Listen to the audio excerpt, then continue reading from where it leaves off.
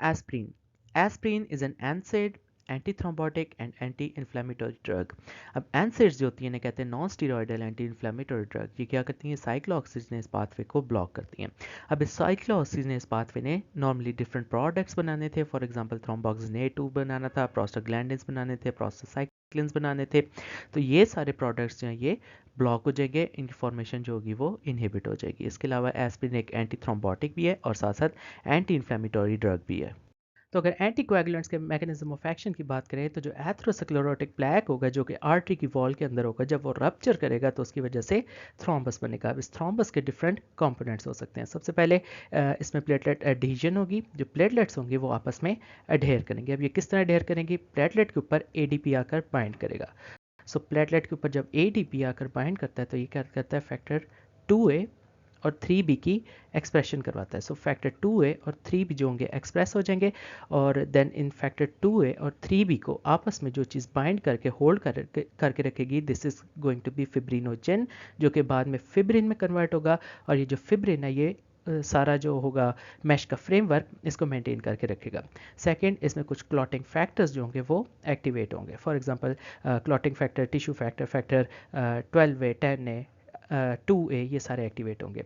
अब जब थ्रोम्बस बना है, आर्टरी की इंटीरियर वॉल जो है वो थोड़ी डैमेज हो गई है, तो उसकी वजह से क्या हुआ है, इंट्रिंसिक पाथवे और एक्सट्रिंसिक पाथवे दोनों एक्टिवेट हुए हैं।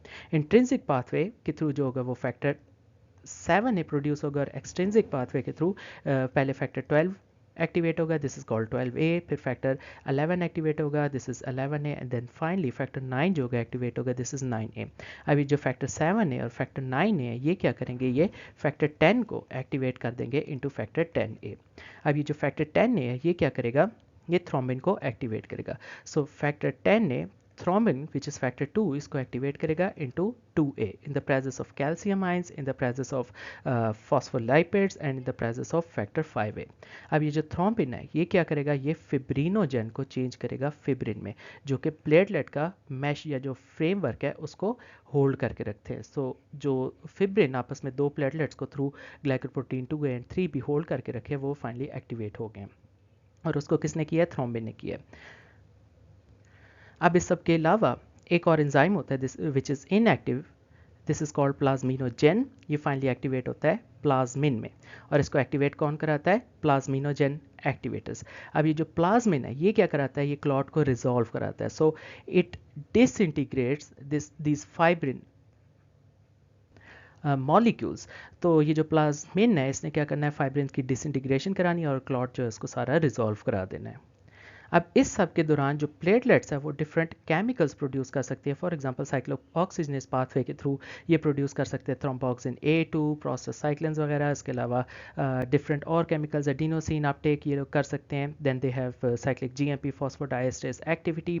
सो प्लेटलेट्स में से डिफरेंट जो होंगे केमिकल्स वगैरह वो भी रिलीज होंगे।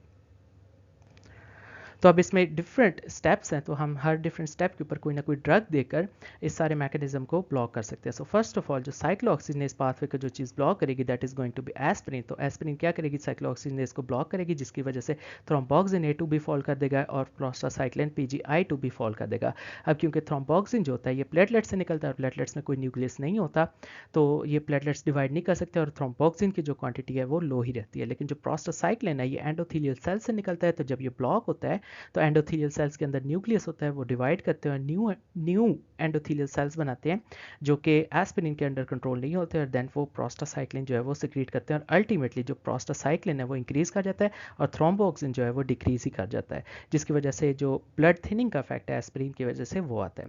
इसके अलावा हम प्लेटलेट एडहीजन में एक और ड्रग भी दे सकते हैं दैट इज कॉल्ड डायपेरिडामोल। डायपेरिडामोल क्या करेगी, ये पहले वेजोडाइलेशन करवाएगी। इसके अलावा डायपेरिडामोल ब्लॉक करेगी एडिनोसिन की अपटेक को, और इसके अलावा जो साइक्लिक GMP फॉस्फोडाइएस्टेरेस एक्टिविटी है उसको भी ब्लॉक करेगी। उसके बाद हम क्लोपिडोग्रेल दे सकते हैं। क्लोपिडोग्रेल क्या करेगी, ये जो एडीपी ने रिसेप्टर के साथ ज्वाइन करना था इस चीज़ को ही ब्लॉक कर देगी, क्लोपिडोग्रेल, प्रसोग्रेल, टाइकाग्लिलोर वगैरह।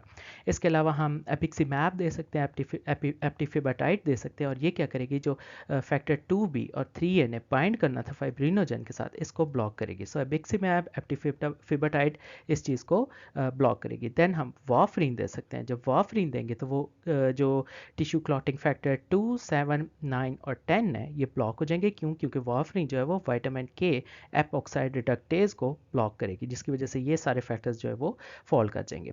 इसके अलावा क्या कर सकते हैं, हैपरिन दे सकते हैं। अब हैपरिन क्या करेगा, ये एक्टिवेट करेगा एंटीथ्रोम्बिन 3 को। अब एंटीथ्रोम्बिन 3 के थ्रू ये डिफरेंट फैक्टर्स की इनएक्टिवेशन कराएगा, जिसमें फैक्टर 10 ने इनएक्टिवेट हो जाएगा। उसके अलावा फैक्टर 2 जो होगा वो भी इनएक्टिवेट हो जाएगा, और माइनर फैक्टर्स में आ सकते हैं फैक्टर 9 फैक्टर 11 एंड फैक्टर 12 हैपरन से मिलता जुलता एक और मॉलिक्यूल है दैट इज कॉल्ड इनॉक्सापेरिन, और ये क्या करेगा, ये भी एक्टिवेट कराएगा एंटीथ्रोम्बिन 3 को, लेकिन ये सिर्फ एक ही फैक्टर को इनएक्टिवेट कराएगा which is factor 10A। Then इसके अलावा कुछ और ड्रग्स हैं, फॉर एग्जांपल जो चीज़ प्लाज्मिनोजन एक्टिवेटर को एक्टिवेट करेगी, इसको सपोर्ट करेगी, this is going to be alteplase या रेटिप्लेज या टेनेक्टिप्लेज, जिन्हें हम कहते हैं फाइब्रिनोलिटिक एजेंट्स। तो ये क्या करवाएंगे, ये टिश्यू प्लाज्मिनोजन एक्टिवेटर को एक्टिवेट कराएंगे, जिसकी वजह से ज़्यादा से ज़्यादा प्लाज्मिनोजन प्लाज्मिन में चेंज होगा और फाइब्रिन की डिसइंटीग्रेशन होगी और क्लॉट जो होगा रिजॉल्व हो जाएगा। इसके अलावा जो चीज़ इसको ब्लॉक करेगी, प्लाज्मिनोजन को प्लाज्मिन में नहीं कन्वर्ट होने देगी, that is going to be tranexamic acid. अब ट्रांसएग्जामिक एसिड इसकी कन्वर्जन को ब्लॉक करता है, जिसकी वजह से प्लाज्मिन नहीं बनेगा और फिब्रिन जो होगा वो मेंटेन रहेगा, उसकी डिसइंटीग्रेशन नहीं होगी, और इस तरह जो ब्लीडिंग है वो स्टॉप हो जाएगी। इसके अलावा कुछ और भी हमारे पास ड्रग्स है, फॉर एग्जाम्पल जो थ्रोम्बिन है उसको जो चीज़ ब्लॉक करेगी that is going to be lepirudin, bivalirudin, argatroban, dabigatran, ये सारे फैक्टर 2 को ब्लॉक करेंगे। उसके अलावा फाइनली जो फैक्टर 10 को जो चीज़ ब्लॉक करेगी that is going to be apixaban या रेवेरोक्साबैन, ये फैक्टर 10A की ब्लॉक करेंगी। तो अगर स्पेसिफिकली हम एस्पिरिन के मैकेनिज्म ऑफ एक्शन की बात करें, तो जो अरेक्टोनिक एसिड होता है उसने एंटर होना होता है या लिपोऑक्सीजनेस पाथवे में या साइक्लोऑक्सीजनेस पाथवे में। साइक्लोऑक्सीजनेस पाथवे 1 भी हो सकता है, साइक्लोऑक्सीजनेस पाथवे 2 भी हो सकता है। 1 जो होता है वो फिजियोलॉजिकल होता है, 2 जो होता है वो ज़्यादा पैथोलॉजिकल होता है। अब होता है क्या एस्पिरिन इसको इरिवर्सिबली ब्लॉक करती है। अब साइक्लोऑक्सीजनेस ने डिफरेंट प्रोडक्ट्स बनाने थे, फॉर एग्जाम्पल प्रोस्टाग्लैंडिन्स बनाने थे, प्रोस्टासाइक्लिन्स बनाने थे, उसके अलावा थ्रोम्बोक्सिन्स बनाने थे। अब प्रोस्टासाइक्लिन्स और थ्रोम्बोक्सिन एक दूसरे के अगेंस्ट काम करते हैं। थ्रोम्बोक्सिन जो है वो कोएगुलेशन कराता है, प्रोस्टासाइक्लिन जो है वो कोएगुलेशन को इनहिबिट करता है। अब होता क्या है कि दोनों की प्रोडक्शन जो होती है वो ब्लॉक हो जाती है। अब थ्रोम्बोक्सिन जो है ये प्लेटलेट से निकलता है और प्लेटलेट्स के पास कोई न्यूक्लियस नहीं होता, दे कैन नॉट डिवाइड। सो जो थ्रोम्बोक्सिन है उसकी प्रोडक्शन परमानेंटली इनहिबिट हो जाती है। लेकिन ऑन द अदर हैंड जो प्रोस्टासाइक्लिन्स होते हैं ये एंडोथीलियल सेल से निकलते हैं और एंडोथीलियल सेल्स के पास न्यूक्लियस होता है, तो इसका मतलब ये सेल्स जो हैं ये डिवाइड भी कर सकते हैं। तो जब ये नए सेल्स बनाते हैं तो जो न्यू प्रोजेनी होंगे they are not under the control of aspirin, they will start soon producing prostacyclin, जिसकी वजह से अल्टीमेटली क्या होगा कि जो प्रोस्टासाइक्लिन्स के लेवल्स है वो इंक्रीज कर जाएंगे और थ्रोम्बोक्सिन के जो लेवल्स है वो ब्लॉक ही रहेंगे। सो अल्टीमेटली जितनी भी कोएगुलेशन है वो प्रोस्टासाइक्लिन की फेवर में जाएगी, and that's how it works as an anti thrombotic drug. तो अगर एस्पिरिन के फार्माकोकाइनेटिक्स की बात करें, it is given orally and it is excreted in urine, और अगर यूरिन जो होगी वो अल्कलाइन होगी तो एक्सक्रीशन जो उसकी इंक्रीज हो जाएगी। इसके अलावा जो एस्पिरिन का इफेक्ट है वो इंक्रीज हो सकता है अदर एंटीकोएगुलेंट्स और अदर थ्रोम्बोलिटिक ड्रग्स की प्रेजेंस में। एस्पिरिन का क्लिनिकल यूज़ क्या हो सकता है, एमआई में दे सकते हैं एस्पिरिन, ट्रांजिएंट इस्कीमिक अटैक्स को प्रिवेंट करने के लिए दे सकते हैं, और एक्यूट स्ट्रोक में एस्पिरिन देंगे। एस्पिरिन की टॉक्सिसिटी या साइड इफेक्ट्स में जीआई ब्लीडिंग आएगा, ब्रोंकोस्पाज्म। ब्रोंकोस्पाज्म किस लिए होगा कि जो अरेक्टोनिक एसिड होता है उसमें लाइपोऑक्सीजनेज और साइक्लोऑक्सीजनेज पाथवे में से किसी एक में एंटर होना होता है। अब जो साइक्लोऑक्सीजनेज है वो 1 और 2 भी हो सकता है। अब एस्पिरिन क्या करती है कि साइक्लोऑक्सीजनेज को इरिवर्सिबली इनहिबिट करती है, जिसकी वजह से जो शिफ्ट है या जो बैलेंस है अरेक्टोनिक एसिड का वो लाइपोऑक्सीजनेज की तरफ शिफ्ट हो जाएगा, और लाइपोऑक्सीजनेज क्या बनाएगा, ल्यूकोट्राइन A4, जो कि आगे बनाएगा leukotriene B4, C4, D4, E4, और ये भी जितने सब्सटेंसेस है these are called slow reacting substances of anaphylaxis, और ये क्या करवाएंगे, ब्रोंको स्पाज्म करवाएंगे, क्योंकि सारा जो बैलेंस है वो अब लाइपोऑक्सीजनेस पाथवे की तरफ शिफ्ट हो गया। उसके अलावा रेस्पिरेटरी अल्कलोसिस होगा फॉलोड बाय एसिडोसिस। तो अगर other similar drugs that are used in coagulation disorders देखें तो उसमें कुछ एंटीकोएगुलेंट्स और कुछ ऐसी ड्रग्स हैं जो कि ब्लीडिंग को रोकती हैं। तो अगर पहले एंटीकोएगुलेंट्स की बात करें तो उसमें हैपरिन एंड रिलेटेड प्रोडक्ट्स आएंगे। सबसे पहले अनफ्रैक्शन हैपरिन, और अगर हम लो मॉलिकुलर वेट हैपरिन को देखें तो उसमें इनॉक्सापैरिन, डेल्टीपैरिन, टिंजापैरिन और फोंडापैरिन वगैरह आ सकते हैं। इसके अलावा कुछ और ड्रग्स हैं, these are called direct thrombin inhibitors, यानी ये फैक्टर 2 की इनहिबिटर्स है। These are lepirudin, desirudin, bivalirudin, argatroban and डेबिगेट्रॉन।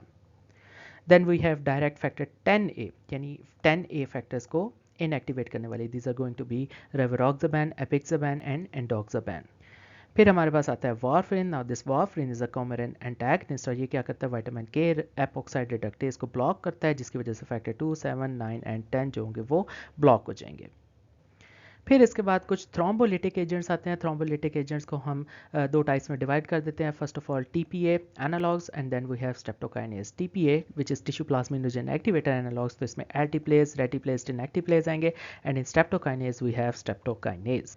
इसके अलावा कुछ हमारे पास एंटीप्लेटलेट ड्रग्स आएंगे, और उसमें सबसे पहले glycoprotein 2B and 3A inhibitors, अगर उनको देखें तो उसमें टायरोफिबान, एपिक्सिमैब और एप्टीफेबटाइट आ सकते हैं।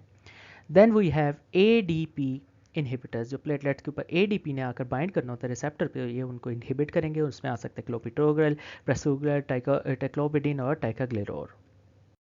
Okay, then we have some other drugs. These are called phosphodiesterase 3 inhibitors. ये जितनी भी हैं ये भी एंटीकोएगुलेंट एक्शन जो है वो शो करेंगे। इसमें डाइपरिडामोल, इनैमरिनोन, मिलरिनोन, सिलोस्टाजोल, इनॉक्सिमोन और थियोफाइलिन आ सकती हैं। इसके अलावा जितनी भी ड्रग्स बच जाती हैं ये वो ड्रग्स हैं जो कि क्लॉटिंग करवाएंगी या ब्लीडिंग स्टॉप करवाएंगी। तो इन ड्रग्स में आ सकता है सबसे पहले रिवर्सल एजेंट्स, जिसमें आएगा विटामिन के, जिसे कहेंगे फाइटोनाडियोन। उसके अलावा प्रोटामीन आ सकता है। देन क्लॉटिंग फैक्टर्स, उसमें आएगा फैक्टर 8 या डेस्मोप्रेसिन। और फाइनली हमारे पास एंटी प्लाज्मिन ड्रग्स आएंगी। सो एंटी प्लाज्मिन ड्रग्स में अमाइनो कैप्रोइक एसिड और ट्रांसएग्जामिक एसिड आ सकते हैं।